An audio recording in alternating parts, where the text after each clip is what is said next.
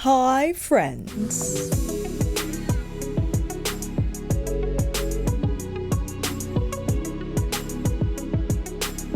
Natasha Denona I Need a Nude Eyeshadow Palette has finally arrived. I've been waiting for the UPS man all day. And hi, I'm Alicia if it's your first time here, and I love to review Natasha Denona eyeshadow palettes. You've probably seen already 10 videos on it.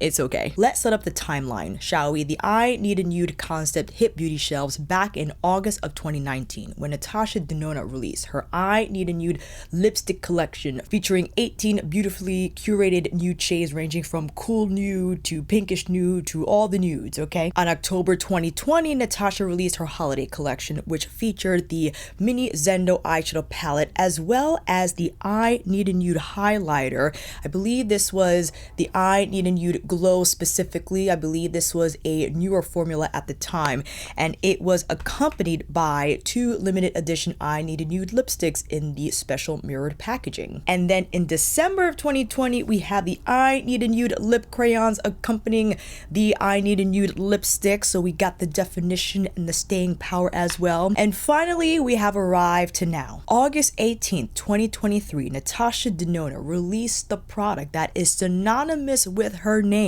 To complete the I Need a Nude collection, we finally have the I Need a Nude eyeshadow palette. Let's take her out the box, shall we? This palette retails for $69. It is currently available at multiple retailers: Sephora, Ulta, Beautylish, NATASHADENONA.com. I'm also an affiliate with NATASHADENONA.com. If you wish to purchase anything from the site, you can use Alicia15 for 15% off. Woo woo. Here is the palette, and we'll go into the design momentarily. And my apologies, I have the Holo Tuckahoe Down to Earth full bundle on. I know this is very yucca palette in terms of the color palette, but I couldn't help myself. I just love those polishes in the fall colors. Taking from Natasha's IG post, this new essential everyday palette, lightest to deepest nude shades. Oh, she's beautiful. Neutral to pinkish undertones in a modern art piece design, which, by the way, inspired by minimalist stone architecture. These cool nude shades are in a sleek 3D plexiglass case, specifically designed by Natasha Denona herself. She loves to dabble in different forms of creativity. She also designed her My Dream palette with the black splatter paint on there. That was her as well. This palette brought back the sparkling foil formula, yes, in nude, taupe, and brown shades. And we have a brand new wet effect formula in sparkly and glossy finishes. Here's a lineup. We got 2 high shine metallics, 7 soft matte, 3 sparkling foiled finishes, and 3 in the new wet effect formula. This palette is mineral oil free, paraben free, cruelty free, and it's made in Italy. I adore this packaging. I think it lovely and definitely represents the modern art style of things. I feel very appropriate with the I Need a Nude concept, and how exciting that we finally have an eyeshadow palette to complete the collection. Although I would feel like an I Need a Nude cheek palette would be wonderful.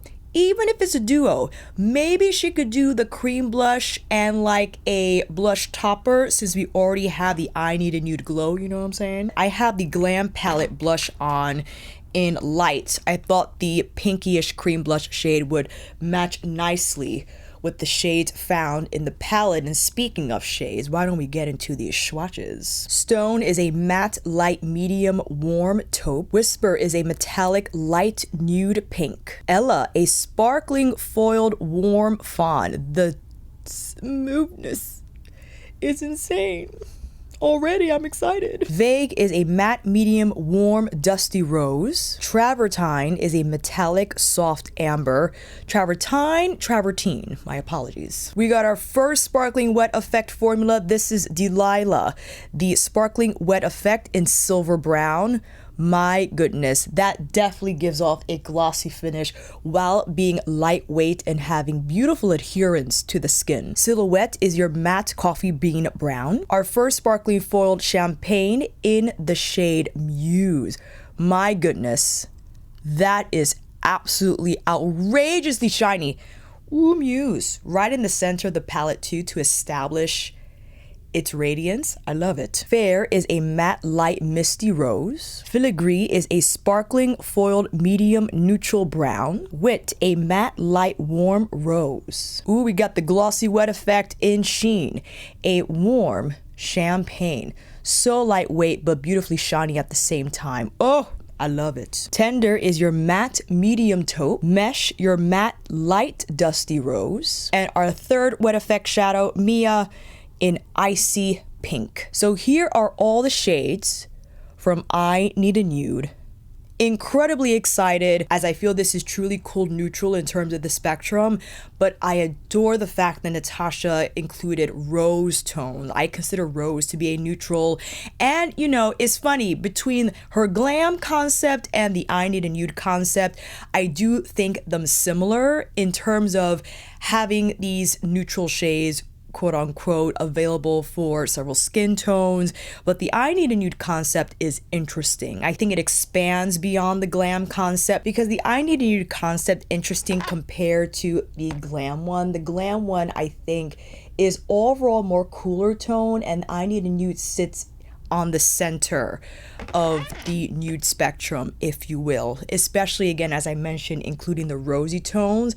I think a little more comprehensive, and we have, again, the Nude Wet Effect formula, which I think just from the swatches alone feel exceptional. They're lightweight, they're smooth, they feel like they can be picked up well with a brush, but we'll experiment when we get to the demo, which we can start now.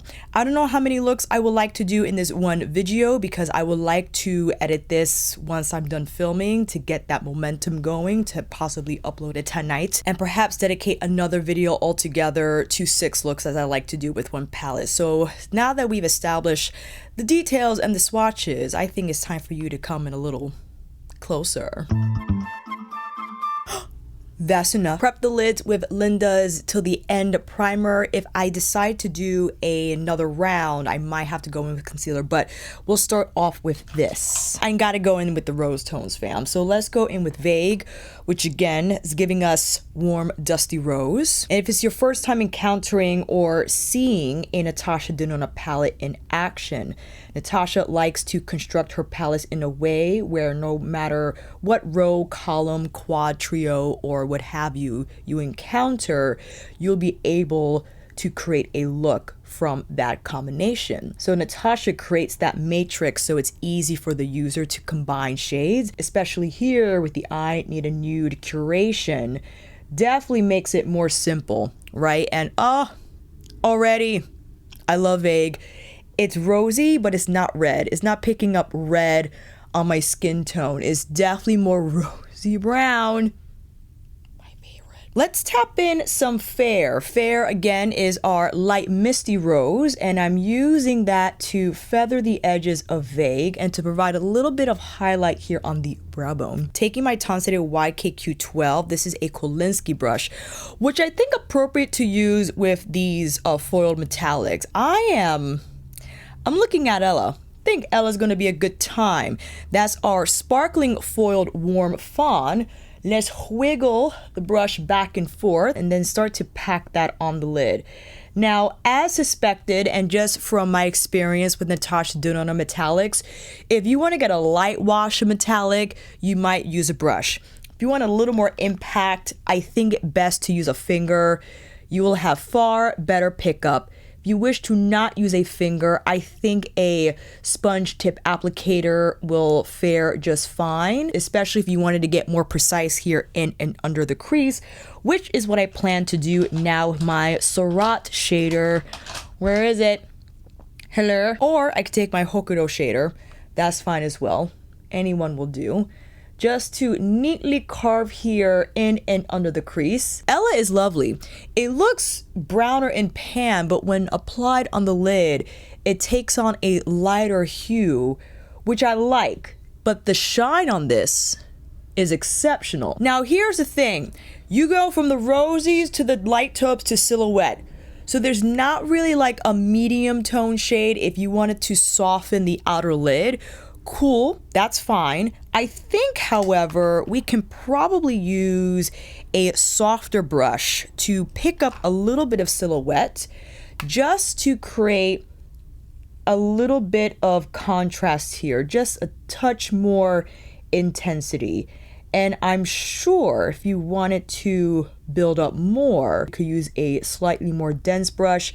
I'm purposefully relying on this shader, which I believe is Gray Squirrel, or at least a mixture, where it's very soft and it won't pick up as much product. Yeah, got my concealer brush on standby just to clean up some of, you know, my eyeshadow work. Vague here on the lower lash line.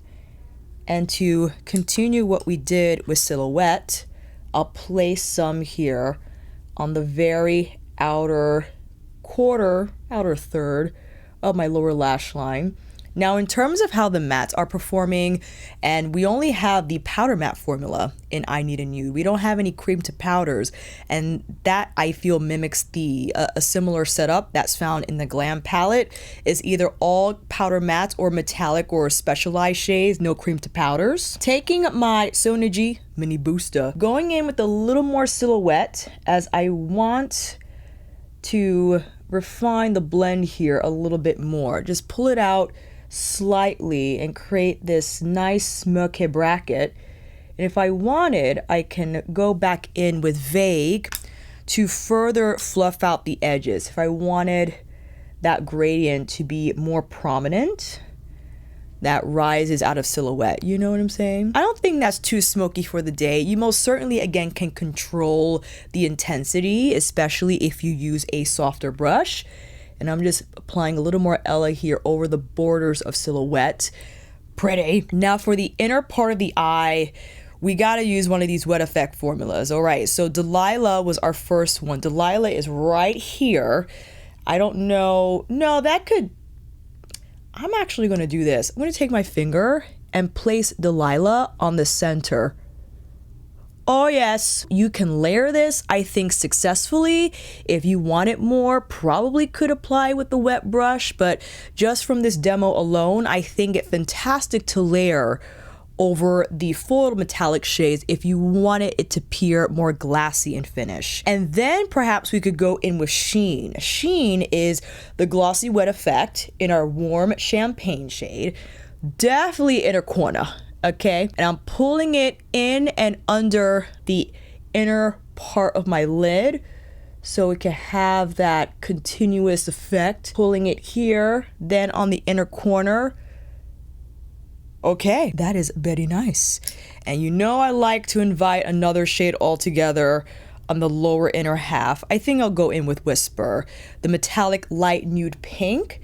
It's not going to have that same glassy effect as the wet looking shadows purposefully. I think nice to have a more burnished finish with the metallic formulas in here, you know, just to add a little diversity to the textures. Side number one is done. I like it so far. We gotta start off with Stone, the light, medium, warm taupe.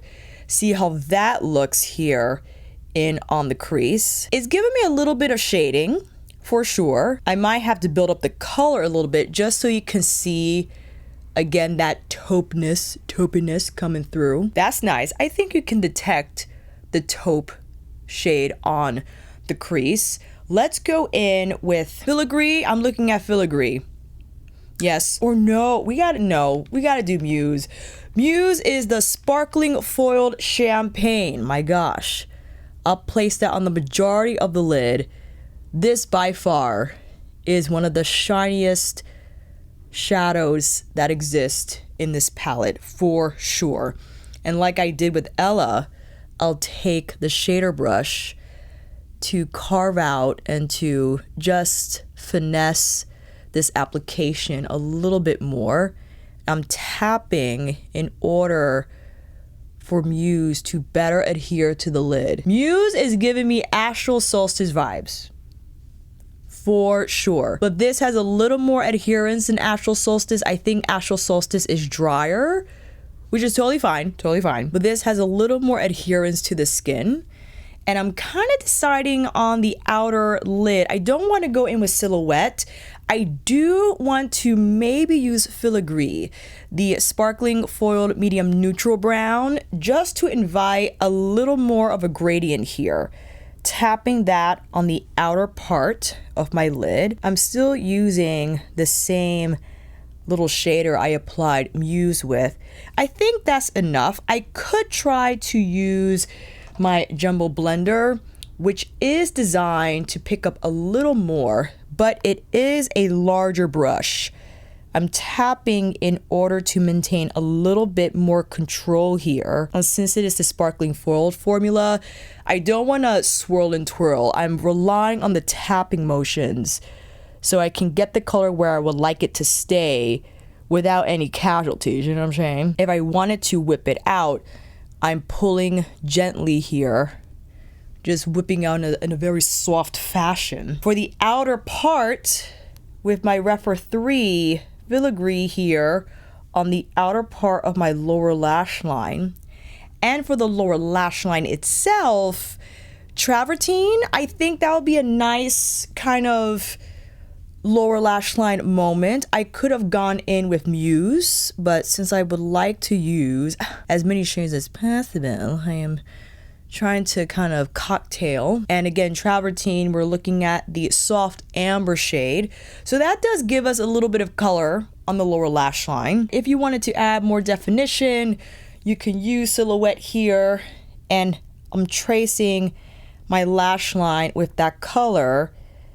You could just stop right at the end point of your lash line, or you could take it beyond and just carefully whisk it up. You know, it really depends on you as to how far you want to take your shadow liner. Okay, that's not too bad. I did take it a little bit beyond because that's just how I roll sometimes. I can't help myself. But let's complete the look with an inner corner highlight. So last time we used Sheen. I think now we'll go with Mia, and that's the other sparkling wet effect, but this is in icy pink. Let's see how that appears next to Muse. Ooh, that's pretty. That's shiny. My goodness. Shiny but lightweight and definitely drier in texture than her metallic formulas, but that's the give and take, right? For you to achieve this amount of shine, the formula, I do feel, has to be drier in nature so it can deliver that reflectivity. But it's not so dry that it looks flaky and uneven on the skin. I think an incredible formula and very much easy to apply for sure. Don't mind me, I'm going in with more filigree here. Yes. And why not? Let's tap a little bit of another, let's see here. Well, fair might show up the lightest on the brow bone, but if we go in with wit, let's see what wit can do. I'm just brushing it here on the edges with the shader brush, no less, but that invited a little more of the rose, 100%. I think though I want to do fair instead. So I did wit, I saw what it was doing, it was fine. I think I want a little lighter here on the brow bone. A little more silhouette. Well, actually, I didn't apply silhouette here at all. I just decided to right now because I wanted to create this smokier bracket. Yes. And I'll pull it over travertine so it has a much smoother flow effect. It doesn't appear like it's stopping abruptly on the lash line. Fantastic. Let's slap on some lashes and I'll be right back. Round one complete. We got the lashes on.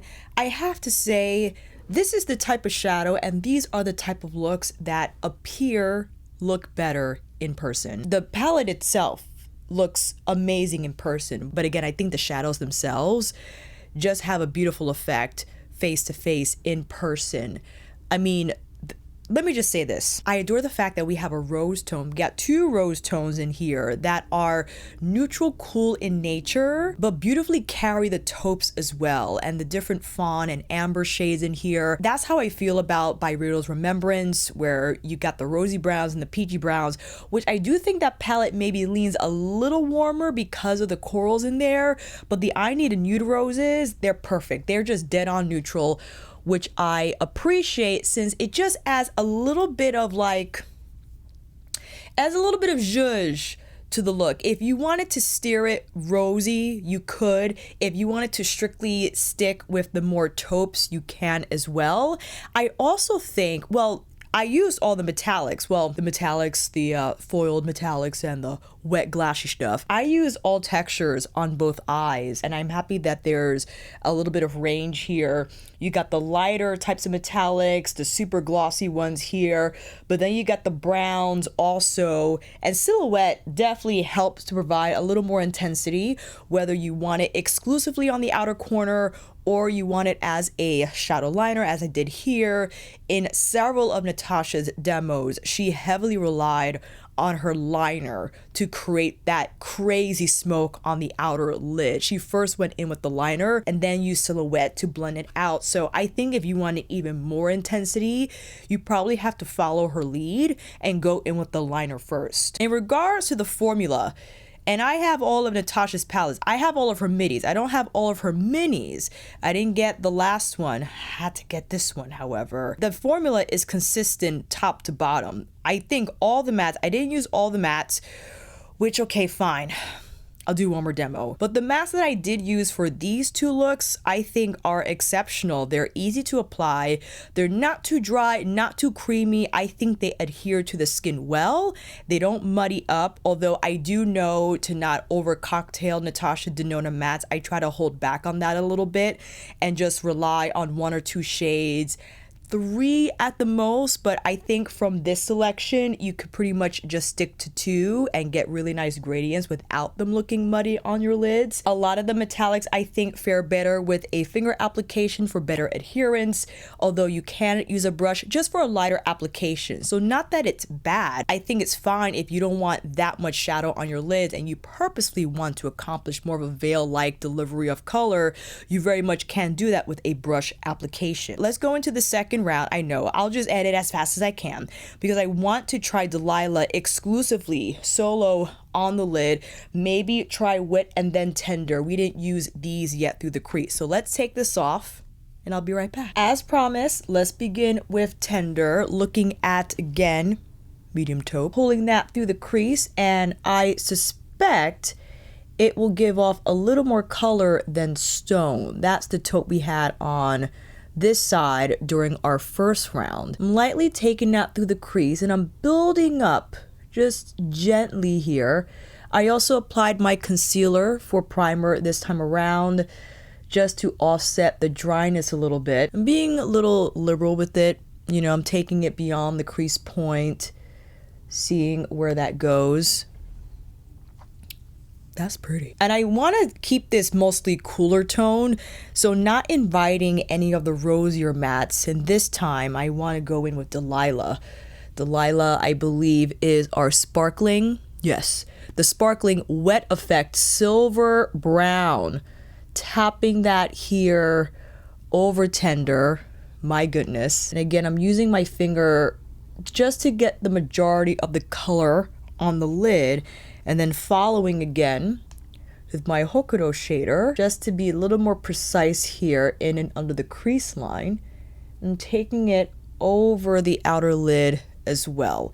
Let's see what we can do for the inner corner. I think it'd be nice to do Muse. Muse is, again, our sparkling full champagne. We could either do Sheen or Mia, but Muse I think will be quite lovely as our inner corner highlight. And here I'm just tapping the inner part of the lid, taking a little bit here on the lower inner part of my lash line. And for the lower lash line, I think we can follow up with tender also. This is with the mini booster. I think an appropriate size here to whip across the lash line. If you want to keep it more precise, definitely use a smaller brush, or maybe a shader instead where it's pinched at the ferrule, and just cleaning up my crease line here so it could appear smoother. And I'm tapping tender here on the outer lid over Delilah, right? So it could kind of carry that color in towards the lid a little bit better. Fair again on the brow bone. So, you know, it's just some soft highlight here. And for this eye, I think it would be fun to rely on one of these sparkling mattes as our lid moment, right? So I think this time we could do filigree And I'm starting off with my finger, taking that all over the lid in a way that will cover it initially. And then I'll go in with a brush to further bring the color in and up through the crease. And of course, relying on my jumbo blender to accomplish that. Pulling down and then out, whipping the edges above the crease line, seeing if we could get a little bit of a blend there. Ooh, that's pretty. So filigree, again, is our medium neutral brown. I think this a fantastic shade if you just wanted to approach this as simply as possible, using one of these sparkling foiled metallics as your one and done moment, because we've seen, I think, a lot of using silhouette and getting that heavily smoky glam eye. But I think the beauty about Natasha Denona palettes is just the sheer versatility, in that if you wanted to keep it as simple as possible, I think you're able to do that. So here's filigree all by itself. I think that's exceptional. It reminds me of Opart from Retro. I know Opart is giving more grayish taupe for sure, but man, the effect I just adore. I also want to take filigree here on the lower lash line all the way through. Ooh, yes, that's gorgeous. Using my refer here. Now, we can go in with wit. We can see what that does in terms of adding just a light gradient of color. Now, no, if you wanted to steer this more taupey cool, you'll go in with tender or stone. If you wanted it more rose tone, even in the neutral category of things, we can use wit. So taking wit with my mini booster, and I'm just lightly grazing the edges of filigree. I don't want to overwhelm the crease. I'm just finishing the edges so it could look more blurred and refined. And also, this is what I said about the first round. I think it's exceptional how these rosy tones beautifully carry the taupey metallic shades. It's just a nice addition and a great escape from what we already have in glam. To now have these cooler rosy tones in order to create that gradient instead of just relying on the taupey matte shades. Oh, we love it. Or I love it. I'll speak for myself. We can invite a little bit of silhouette if you want it. No problem. Just take a small pencil brush, whip it here on the outer part of my lid, keeping it primarily on the outer. You could just skip this step altogether. I think it nice, however, to invite a little bit of smoke if you wanted. And just carefully build it here, or do what Natasha does and go in with the pencil and just smoke the heck out of your lash line, right? You most certainly can do that. Inner corner highlight. Well, let me go in with Whisper. No, wait, hold on. I want to go in with a much shinier shade. So let me keep my refer 3 and let's go in with Sheen on the lower inner part of the lash line here. Sheen got a lot going on. I think filigree and Ella, I don't know if it's because of a brush I used that was not clean, but I saw some blue sparkles. I don't know where it's coming from. I think it's from filigree. Filigree just has beautiful pearl and sparkling things going on. It's absolutely lovely. But look how soft it is and how smooth it is. It's exceptional. What can I say? I'm looking at my first eye. I feel like I need a little more body here. So going in with Ella, I applied tender first, but I think Ella will better translate here and just give me a little more color richness. And then I'll apply tender on the outer part of the lid, following just again with a brief shading of things. Want to make sure this looks nice and smooth and blurred and blended. We didn't finish the inner corner on our last eye. You know what? I'm going to give Whisper some love. I know Whisper is just metallic. It's our light nude pink, but it's nice to have that burnish type of a thing going on for the inner corner highlight if you want it. If you don't want it super wet looking sparkly, then you could just use Whisper for your highlight. You know what I'm saying? But I think it'll be fun to add a little bit of sheen on the center of the lid over filigree. That's gonna bump up the shine. But again, the wet effect, so potent without the formula being heavy. I think that's key here. It's just a refined take on glossy, wet-like finishes. Very much what exists in the Mario Ethereal Eyes palette. This is like Ethereal Eyes a little bit, 100%. But that formula is a little drier. It's like a slurry where I feel this better adheres. I think it's a little easier to use, but they both deliver that similar glass skin effect for sure. Just putting a little bit of wit here on the inner part. Yes. Even these shades from the light palette kind of, well, these are a little more brown, you know what I'm saying? I'm just tapping on a little bit more of the cream blush from the palette since I removed some when switching eyes. And maybe we could go in with Sammy or even Noah. Noah is such a beautiful color. Look, Noah's nearly done, my goodness. I originally had Michelle on. Noah is very a little more of a cooler tone type of a gig. I also have the Noah liner to accompany the lipstick. So let's get a little bit here on the outer edges. You know what? I like it. It's giving me a little bit of, it's giving me a little gray. I think I should do Sammy. So what did I use? I used Noah. Let me go in with Dana. Or was it, or should I use Noah? Now let me go in with Dana and let's try Sammy. Sammy is, I think, a little more, yes. Exactly what I was looking for. But we could also dab a little bit of Michelle on the center. I think I used to do this a lot actually, just for a little bit of brightness on the center of the lip to create that contrast. All right, now that we've freshened up the cheeks and the lips, it's time to apply some lashes and I'll be right back. Here is our final round using the newly released I Need a Nude palette. And I think from the demos, you could probably assume, fam, that this is a hit. Many highly anticipated this curation from Natasha because I think Natasha does these shades beautifully well. But what's exceptional about this palette is the amount of impact it can provide while still in a elegantly formulated texture that can be used on a variety of skin types lid-wise. Because I think a challenge many go through is they want these metallic high shine formulas on the lid, but sometimes they come in these like tight, creamy, just too heavy of a formula that's suitable for eye texture. But these in I Need a Nude are just soft.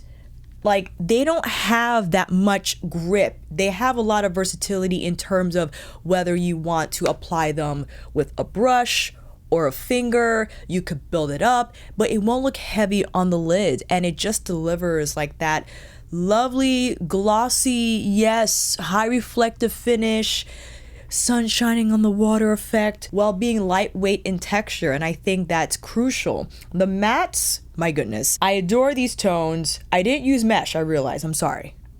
I didn't use mesh in this demo. But again, I appreciate that we got the taupes, but we got the roses, still delivered in a cool neutral undertone, beautifully cocktailed with the more neutral brown metallics or the foiled whatevers. You know, this is definitely essential every day. And even for me, who usually doesn't gravitate towards cool neutral, this I can do. It just sits right where I need it to on like the cool neutral spectrum for my skin tone that doesn't look overly glam for the day. I think it beautifully sophisticated. And again, you can turn down the taupiness by applying one of the rosy shades. The cooler neutral tone of things, I do think, primarily dominate the foiled and metallic formulas. Even still though, I don't mind. Again, classic, elegant, refined, just lovely all around. And I think an exceptional addition to the I Need a Nude collection for NATASHA DENONA. This is what she does. The eyeshadows are synonymous with NATASHA DENONA. You hear her name and you just think eyeshadow, okay? And now to have shadows for the I Need a Nude branding within the lineup is fantastic. I think this is a hit in terms of how many NATASHA DENONA eyeshadow palette reviews I've done for the last, I don't know, like 5-6 years.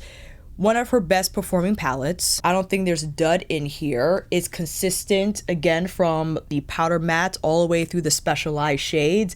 It's easy to navigate, easy to use.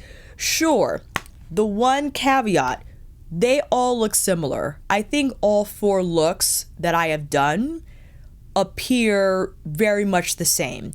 You can make distinctions by, again, staying strictly to the taupe side of things or the rosy side of things. You perhaps can rely on Ella or Filigree as your standout lid moment, or maybe Muse. That's going to be high shine for sure. Using Whisper or Travertine for the lid color if you like.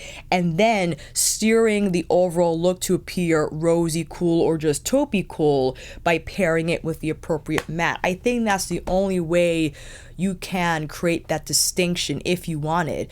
If you really don't care, then please, you just have, you know, similarly looking eye looks, but with these beautiful high shine formulas. It's all right. You know what I'm saying? So that is my first impressions. Yes, this palette just arrived today. I am on the PR list, but I did not receive this palette. I bought it from Sephora, and I am an affiliate. Again, Alicia 15. If you're thinking about grabbing anything from NATASHADENONA.com, let me know, fam. Did you pick up I Need a Nude palette? Are you skipping it? Are you okay with just glam? I'll probably do a comparison video on my membership channel. Let me know down below. But yeah, I'll see you down in those comments. And until then, that is a wrap. Thank you all so much for watching. I hope this video helped, and if you like this video, please give it a thumbs up or maybe consider subscribing to my channel. And until then, I will see you on here again with another review tutorial. NATASHA DENONA eyeshadow palette video. It's almost the end of the year. Will she release another one? We shall see. More looks using the palette or a comparison vid over on my membership channel. Take care, and I will see you again soon.